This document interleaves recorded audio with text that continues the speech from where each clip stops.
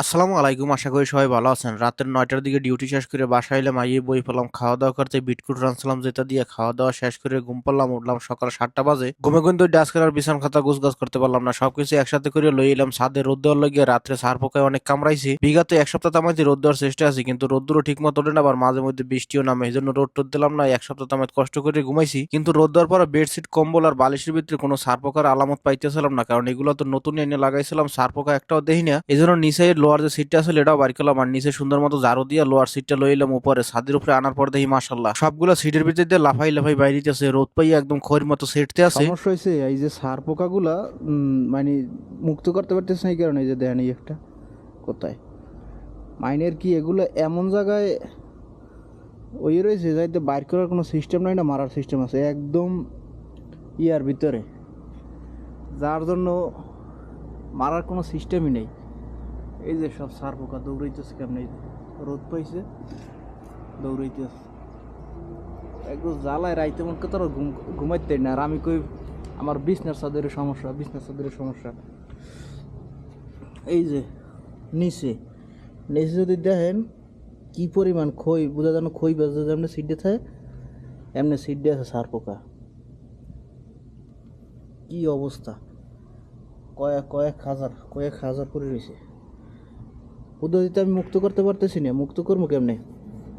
যে সিড আছে সিটটাই সমস্যা, সিটটার ভিতরে সব সার পোকার ওই যে ডিম হয়ে রয়েছে যে একদম কোনায় কোনায়। এগুলাই শেষ করা যাবে না, এগুলা বাইর করাও সম্ভব না, আর এগুলো করাও সম্ভব না। দেখি তারপর ঝাড়ু লইছি, ঝাড়ুটা দিয়ে কয়েকটা লাড়া দিয়ে দেখি।